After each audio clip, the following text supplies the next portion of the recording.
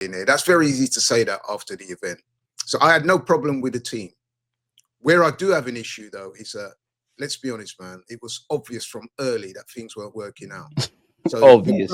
Basically, that's why I said in-game management when I asked you that. Yeah. So your plan A is clearly not working. And you have made that drift all the way to the 85th. His first substitution in that game last night was the 85th minute, and it was a defensive substitution. Now, I don't know if why? Because Timber was knackered. Or whether he was just knackered or not playing well enough. I mean, he got a warm time in the first half, but I thought he did a lot better in the second half. But that being said, Arteta's first substitution in a game that we're losing at home in the first leg of the Champions League is in the 85th minute. To me, that's not good enough. And it was a defensive one. You've got Ethan Nwaneri on the bench. Listen, man, I've been waxing lyrical about this guy from the minute we all have. To me, he's the most exciting talent in the Premier League. I stand by those words. Guy's amazing. He's young. He's hungry. He wants, you know what I mean? He wants got a mean shot on him as well. Yeah.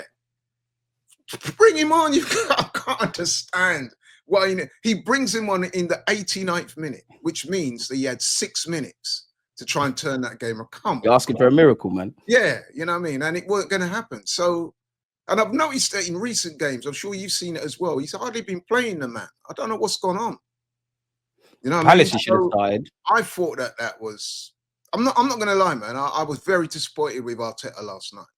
You know what I mean? I was, because that's what you get paid all the money for, bro. Like, exactly.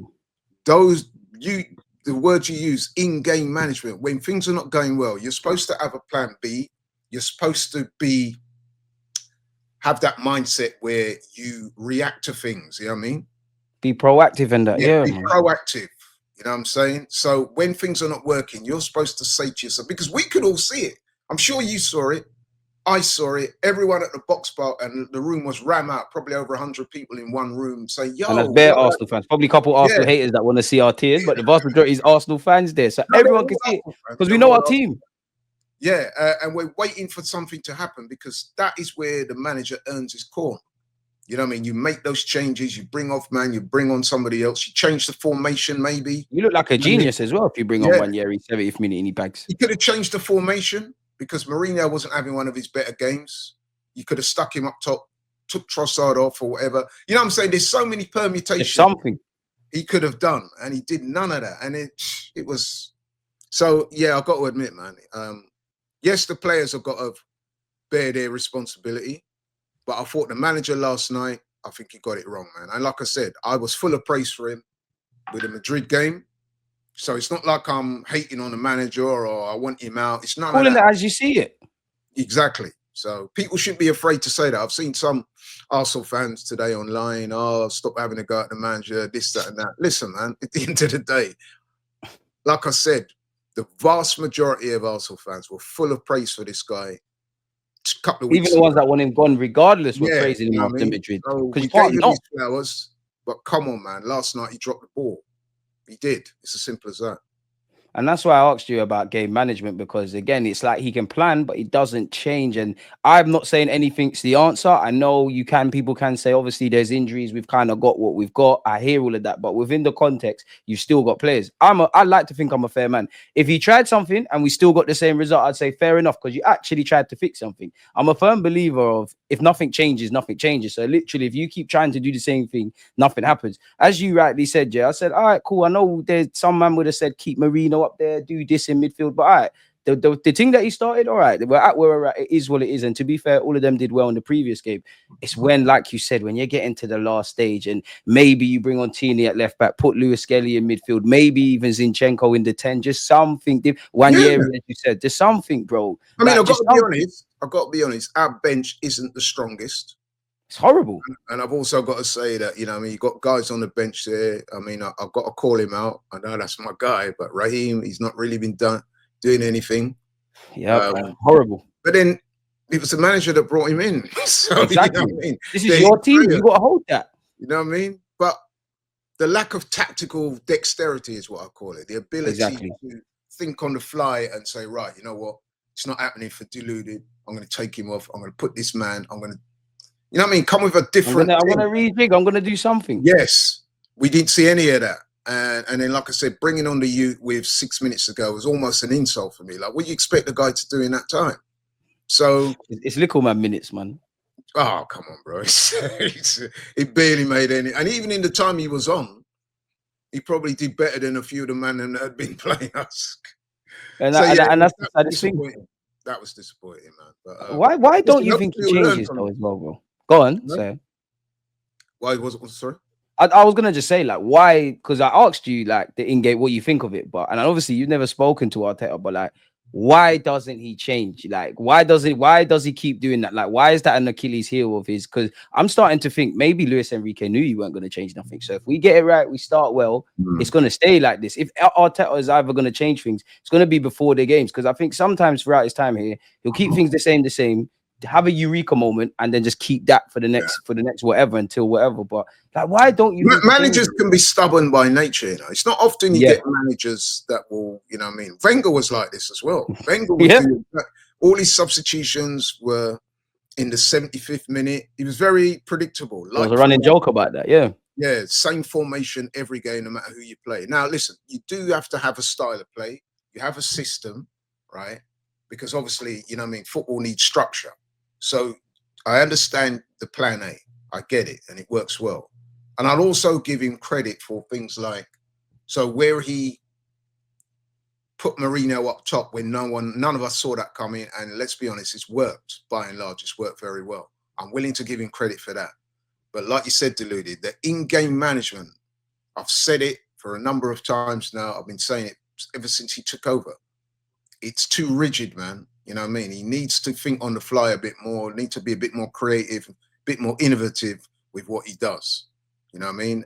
He's very much tunnel vision. That's what we're doing. Tactics, and that's what we're doing. You know what I mean? And he doesn't tend to, if you're on the periphery of this team, so if you like Zinchenko, Sterling, and then Manda, you know what I mean? Go on holiday, man. And you know what I mean? Get the hand warmers, because you're going to be spending a lot of time in the cold on the bench. You know what I mean? So, facts. Go on. He doesn't utilize his bench. He doesn't maximize that at all, man. And that's been a criticism of mine I've had from him from time. And last night we saw that. And it's disappointing. And that's why it's annoying. It is. You know what I mean? And listen, man, let's hope that he'll learn from these experiences. You know what I mean? He is a good manager. Listen, he is a very good manager. I know that there is some of the fans at Arsenal who are not too keen on him. They want an upgrade, they say. I'm not sure about that. I don't think the club are. There's no way they're gonna. They just gave his staff new deal and him new deal, and Berta's coming. It's redundant. A lot of the man them, like my boy Yardman, them man, they're saying, Yardman, man. He's all losing his voice over Arteta. You're wasting your energy, bro, because that's not happening. You know what I mean? But what I would say though is that he does need to step his game up. We saw last night. We saw his fallibilities. He just let the game drift. You can't do that, man. Not the top managers don't do that. You know what I mean? So. That's what annoys me, Laurie, because one, like, I feel whether it's the in-game tactics, whether it's, you know, a couple of players, whether it's in purple patches or the Sackers, who wasn't amazing yesterday, like the couple of players turning up, the in-game tactics, the injuries, a lot of what I saw yesterday and what I've seen this season, I didn't discover this year, apart from Lewis Kelly in a positive way. We knew the fragilities of us. And Arteta is a bit annoying in the sense of, I'm saying you don't think on the fly and all of those kind of stuff, because you do it off the field. We all have seen all the numerous stories about all the team stuff you do, the light bulbs, all of that. Why are you not doing that in the game? I wish I could have a conversation with him. And for me, I don't think Arteta is a man without faults. I don't think he's the best manager in the world. He hasn't earned that right. But I do think he's a good coach. I do think he's got a lot of fragilities, but I do think he's done a lot well. For me, I'm at the point where, in short, as I guess I'm saying with Arteta, are you going to get over the line? Like, every year you don't get over the line, the question is going to get bigger and bigger. And my brethren said today in the group chat, he was like, I hear the way you feel in that. And I agree that Mikel Arteta is a good coach, but is he a winning coach? And that's where I'm at now, because I do think, you know, despite all the injuries and that, we've got to 2 semi-finals, shot ourselves in the foot against Man United. Obviously, the Premier League's the Premier League, and we know why. But there still could have been silverware, regardless of where we find ourselves. I want to ask you about the captain, man. Like, I know it's not all him, and we're not saying scapegoating him. I knew this was coming. You had the, I can't, man. I can't because I'm a big fan of Odegaard. I can't bear excuses for the guy, but I'm not seeing goals or assists. I'm not seeing influence, and I know it's not the same position, but somebody said it on a stream. It's like obviously Partey's not there. Rice is changed. We need a bit more from you, Martin. Like Lewis Skelly's inverting and doing a bit more than you. Like, what's going on with Odegaard, man? Like, or what do you think is going wrong with him? Wish I knew, man. I did a show on AFTV last week entitled "What's Happened to Martin Ødegaard," and it's interesting. So we put the title up. People came in the comments straight away. Oh, you're having a go. I said, listen, bro, you go back and look at some of my previous content. I'm an admirer of Odegaard. I like the guy. You know what I mean? I think he's a very talented player. But as Arsenal, this is not a cult. You know what I mean? That's what it feels like. It's not a cult, right? You are allowed to hold the players to account. You are allowed to ask questions. I'm asking what's happening to the guy because his form has fallen off a cliff this season. And got worse now. Exactly. And like I think it's something like 5 goals and 9 assists in 40 appearances this season. That is Edison's got Premier League assists with him. He was a player of the season a couple of seasons ago. The man was scoring like 15, 16 goals. He's 26. Yeah. And for whatever reason, I mean, I know he had the injury, back in September, I think it was, when he was playing for Norway. It's the ankle injury. It's quite a bad one. But come on, bro. Like we have a right to expect a bit more. A bit more? A lot more. Yeah, a lot more. I mean, last night I saw some stats that were quite damning of his performance. I think he had 8 duels in that PSG game. He won 2 of them. He only made 1 tackle in the game. 1. And you think midfield, you know what I mean? That is we bad. Know you're not that player, Odegaard, but come on, bro. Like, no goals, come on, no assists, 1 tackle. Oh, yeah, Odegaard's got at him, man. Odegaard's locked off the stream. The minute we said it's not a cult, man. He's still here, people. Don't worry, man. The show continues. But I think Laurie's bang on the money, man, with the Odegaard comments. And I think the key thing Laurie said there is that it's not a cult. Like, it's not a cult. You are allowed to, on one hand, big up a player, talk about his qualities, wax lyrical when he does well. And I'm not saying hyper opinions and you say he's the best thing since Pele and then the next week he's the worst player in the world, but hold players accountable. Nobody is going to hold Odegaard accountable if they didn't think he had it in his locker. We thought he was shit. Hey, if we thought Odegaard was shit, then we wouldn't say anything. But at the end of the day, we're calling for a 17-year-old, 18-year-old in Nwaneri. Lewis Skelly is looking like more of a captain than you.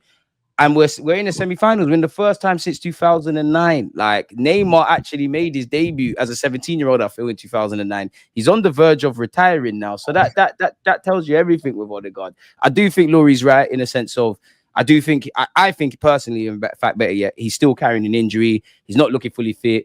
I think he's feeling sorry for himself. But that being said, at the end of the day, you're still past fit because you're playing. So you have to be criticized and you're the captain. I'm just asking for some influence. As Laurie said earlier, Nwaneri, fair enough. We should have got more than 5 minutes. But him coming on, he almost set up Martinelli. We're seeing him a lot more. And you're the captain. And it's getting to the point, I'll be honest, bro. Like, you might have to come out the firing line. I know it's not going to happen against PSG, but you're not doing anything. I'm sure Arteta would differ then with that, but I'm not seeing it. Like, Partey's one thing being missed, and that's actually Laurie as well. Like, does that game highlight, as much as we talk about striker and obviously left wing with Martinelli, and maybe you could say defenders and whatnot, but does it highlight how we need to rejig midfield? Because you can't really pull Odegaard out, or Arteta doesn't seem willing to do that. We know Partey's good and he's linked with a new contract, but he's 31, 32. Rice moved back to the 6 and looked a bit, and he's been playing 8. Like, do we need to get how many midfielders do we need? Like, and if we need any, and like, do we need to get this midfield like rejigged of sorts? I guess. Yeah, I mean, you make an excellent point there. I mean, sorry for the technical. Nah, it's minor, man. It adds a bit of realism to our content, man. It can't be too perfect, man. Yeah, sorry about that. Yeah, as I was saying, Martin Ødegaard.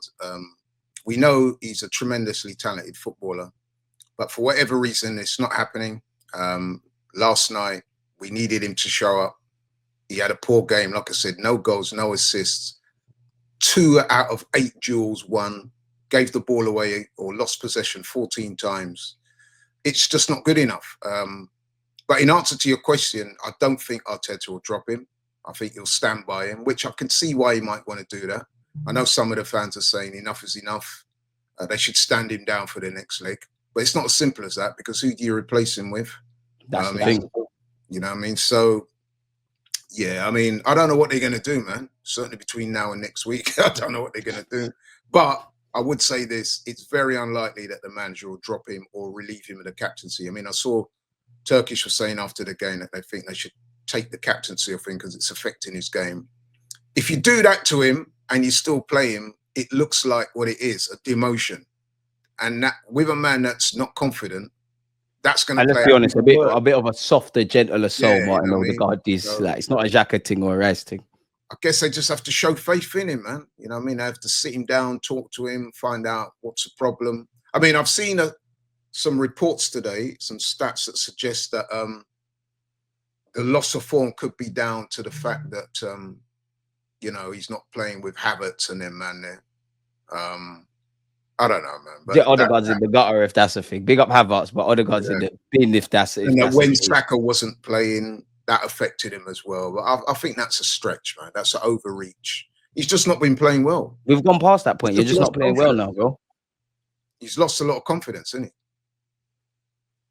And that's the saddest thing. He just lost confidence at the wrong time. Even the Real Madrid game, I don't think you was terrible, but you weren't amazing. And I even said it, like, in the 2 games against Real Madrid, more the burnabout. As much as I'm happy to see Kivior stand up tall, Lewis Skelly, Saka come back from injury, all those others. The one guy that you wanted to have one of those kind of Marino as well, but the one player you wanted to have one of those standout moments or everybody waffling or you feel they knew they played well was Martin Ødegaard. Like, I think we need more. We need more, man. We need more from him. I think we need more, like, not criticizing his personality, but like more balanced personalities. Like, you can tell Saka's not effing and blinding, but when he does something that's an L or misses a penalty, he has a little smile. He goes again. The Rices, the Magalhaes, the Ben Whites, the Salibas. I'd even say Kivior's kind of becoming in that, and Marino as well. We need more balanced guys that when things are going well, they're not excited. When things are going terrible, they just keep going. But honestly, I don't know how we get out of it. And I just feel with Arsenal, we just shoot ourselves in the foot, man. Like, despite all the injuries and